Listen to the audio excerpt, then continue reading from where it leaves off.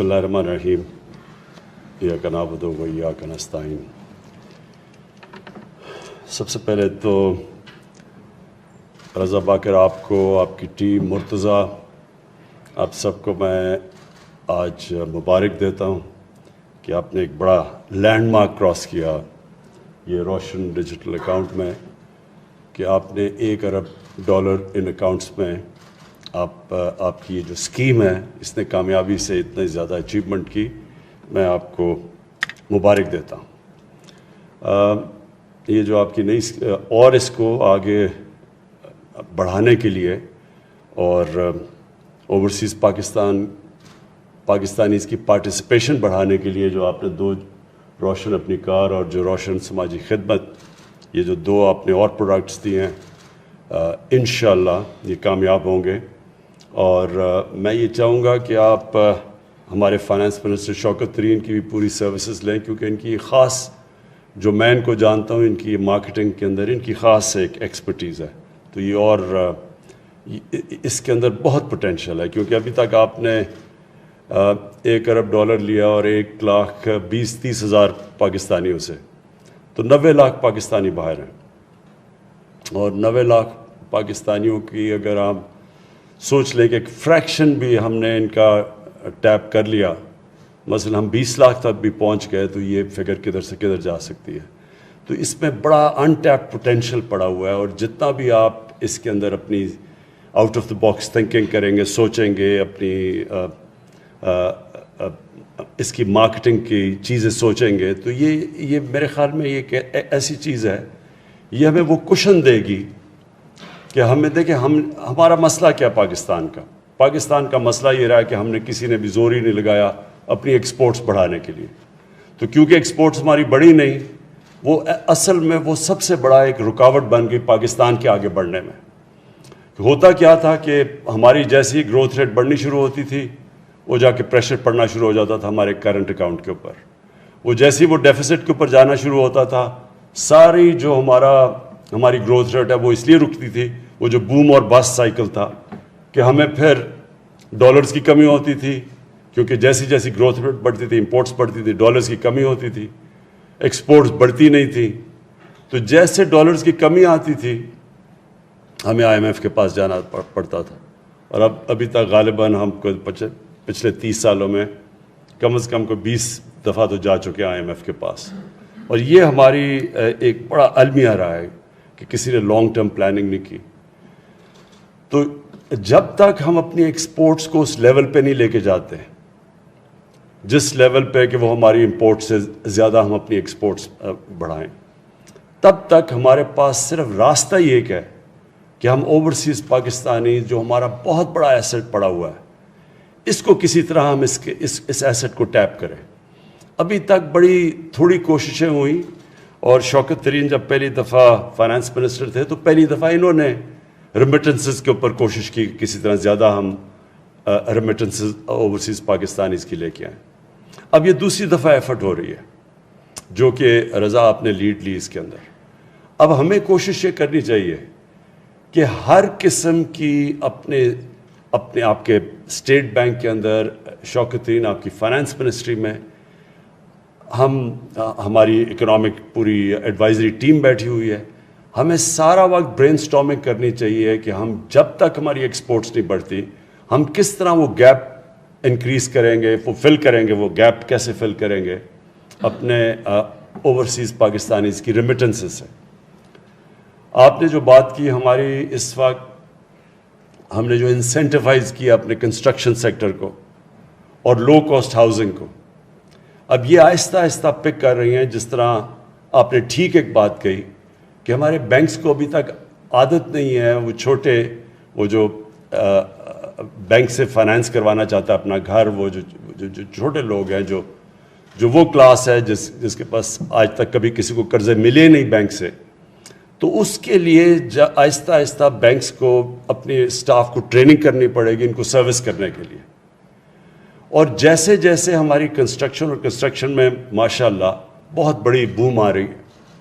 तो जैसे जैसे हमारी कंस्ट्रक्शन बढ़ती जाएगी, हाउसिंग की डिमांड बढ़ती जाएगी, हाउसिंग के अंदर زیادہ زیادہ لوگ پیسے لگانا شروع ہو جائیں گے تو ہمارا پریشر پڑے گا جا کے کرنٹ اکاؤنٹ کے اوپر، اور ہماری امپورٹس بڑھے گی، اور جب وہاں پریشر پڑے گا امپورٹس بڑھنے سے تو ہمیں وہ پیریڈ کے اندر بہت ضروری ہے کہ ہم اوورسیز پاکستانیز کو ٹیپ کریں۔ اس میں ابھی بھی ہم ماشاء اللہ ہم نے پچھلے 1 سال میں ریکارڈ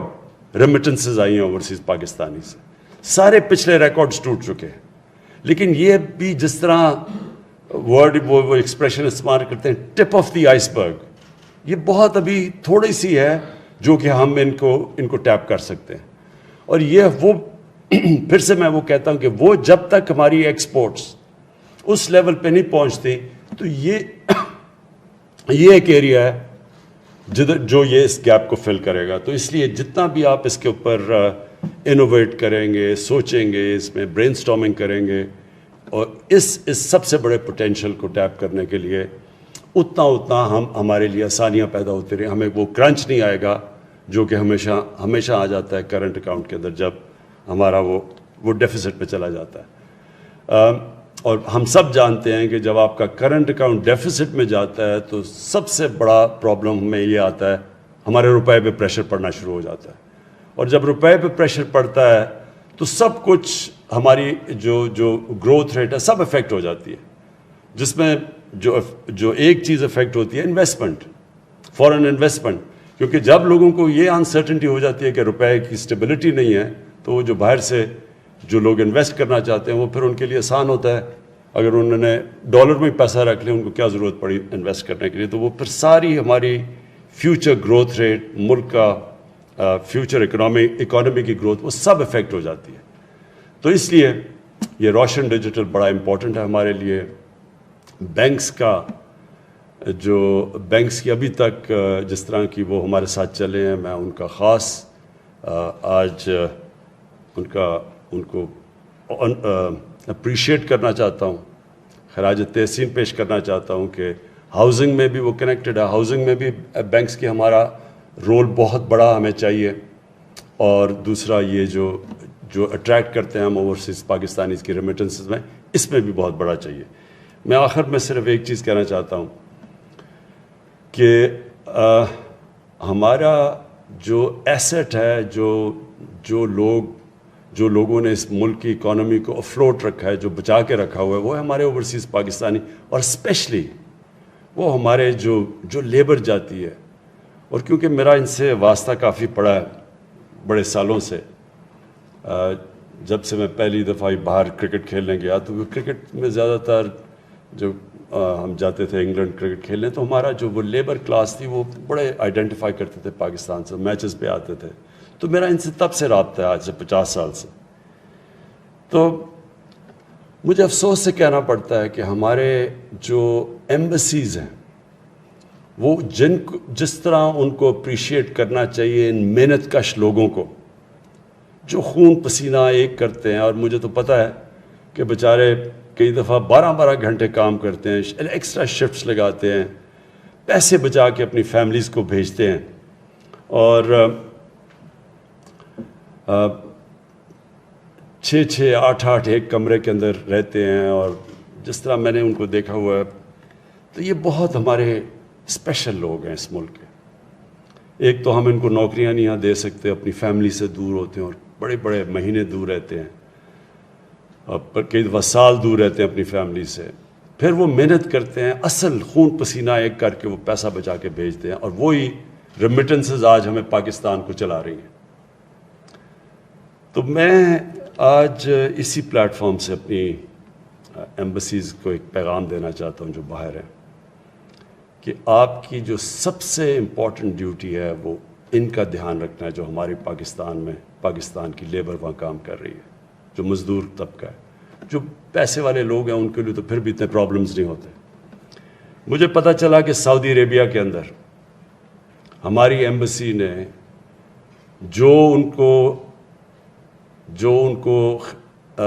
سروس دینی چاہیے تھی، جو ان کا دھیان رکھنا چاہیے تھا ہمارے سعودی عربیہ میں لیبر کو، وہ انہوں نے نہیں دیا۔ میں نے کل پوری اس کے اوپر فل سکیل انکوائری بنائی ہے، एम्बेसडर के ऊपर पूरी मैं इंक्वायरी करवा रहा हूँ, मैं ज़्यादा स्टाफ वहाँ वापस बुलवा रहा हूँ पाकिस्तान,